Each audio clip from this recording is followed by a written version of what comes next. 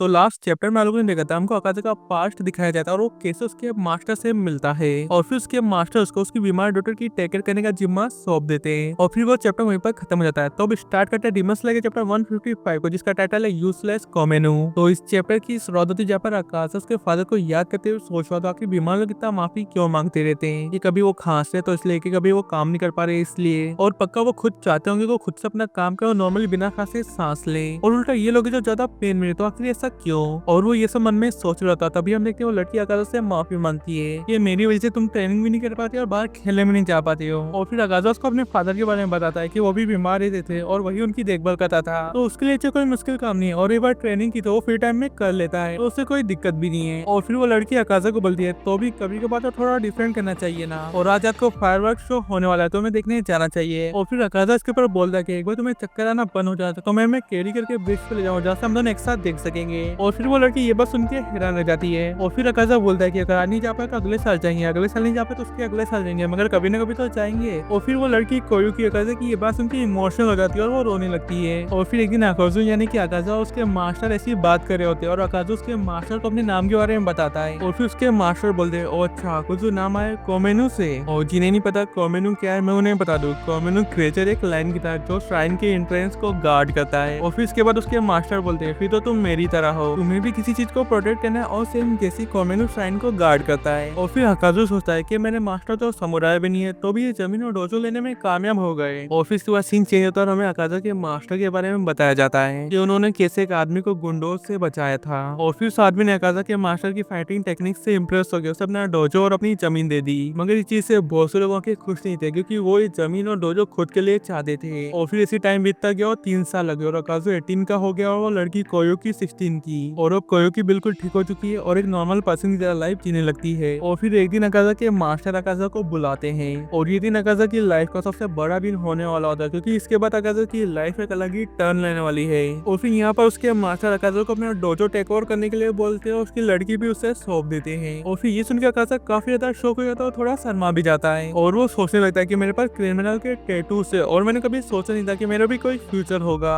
और फिर उसे अपने डेट का कहा याद आता है कि वो भी एक सही रास्ता ढूंढ सकता है अपनी लाइफ जीने के लिए। और फिर अकाजा उसके मास्टर का प्रपोजल एक्सेप्ट कर लेता है और फिर उसी मोमेंट पे वो डिसाइड करता है कि वो इन दो लोगों को हमेशा प्रोटेक्ट करेगा, भले उसके लिए उसको उसकी जान भी देना पड़े। मगर अकाजा ने कभी इमेजिन भी नहीं किया होगा कि पॉइजन उसकी अच्छी खासी लाइफ डिस्ट्रॉय कर देगा, क्योंकि जब एक दिन अकाजा अपने फादर की ग्रेव को विजिट करने गया था अपनी मैरिज को लेकर बताने के लिए, और वो सूरज डूबने से पहले आ भी जाता है और उसको खबर दी जाती है किसी ने कुएं के पानी में पॉइजन मिला दिया है। और ये सुन के अकाजा के पसीने छूटने लग जाते हैं, वो कांपने लगता है। और फिर वो बंदा अकाजा को ये भी बताता है कि उन्होंने ऐसा क्यों करा क्योंकि वो अकाजा के मास्टर को डायरेक्ट फाइट में नहीं रह सकते थे। और यहाँ तक कि उन्होंने अकाजा के मास्टर को तो मारा ही मगर उसके साथ साथ कोयुकी को भी मार दिया। और फिर हम अकाजा को दोनों की डेड बॉडी के पास देखते हैं और वो ये बोलता है कि जब भी मैं किसी की केयर करता हूँ और वो लोग मुसीबत में होते हैं मैं कभी भी वहाँ पर नहीं होता हूँ। और इसके बाद हमें अकाजा और कोयुकी के कुछ बीच के पल दिखाए जाते हैं जहाँ पर वो दोनों एक साथ फायरवर्क्स देख रहे होते हैं। और यहाँ पर कोयुकी अकाजा को अपना लव कन्फेस करती है और वो अकाजा को ये बात भी बताती है जब उसने कहा था कि आज नहीं तो अगले साल, अगले साल नहीं तो उसके अगले साल हम फायरवर्क्स जरूर रखेंगे। उस बात ने उसे काफी ज्यादा हिम्मत दी ठीक होने के लिए। और फिर अकाजा उसको प्रॉमिस भी करता है कि वो सबसे स्ट्रॉन्गर बनेगा और उसको अपनी पूरी लाइफ प्रोटेक्ट करेगा, मगर इन दी एंड उसका प्रॉमिस ही रह जाता है। और फिर इसके बाद होना क्या था, अकाजा बहुत ही ज्यादा रेज में चली जाता है और जो पास वाला डोजो होता है जिसके अंदर 67 मेंबर्स होते हैं, अकाजा उनको अपने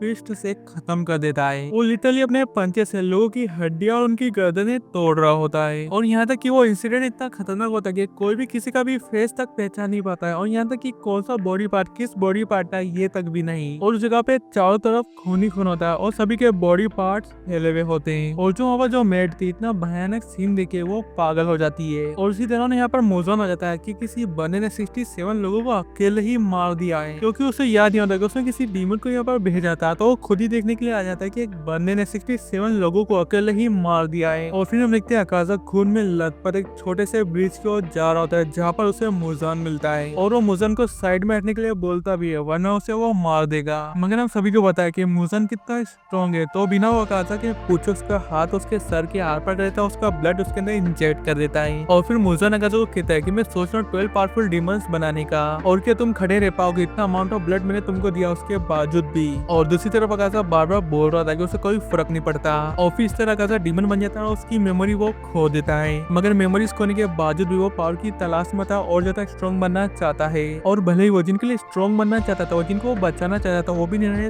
तो भी। और यहाँ तक कि वो उसकी फैमिली के बिना इस दुनिया में रहना भी नहीं चाहता था, मगर तो भी उसने 100 सालों से भी ज्यादा बिना फालतू में लोगों को किल कराए। और इन दी एंड उसकी लाइफ काफी बेकार और सैड स्टोरी थी। और फिर ये चैप्टर यहीं पर खत्म हो जाता है। तो ऐसी इंटरेस्टिंग चैप्टर्स के लिए वीडियो को लाइक करो, चैनल को सब्सक्राइब करो।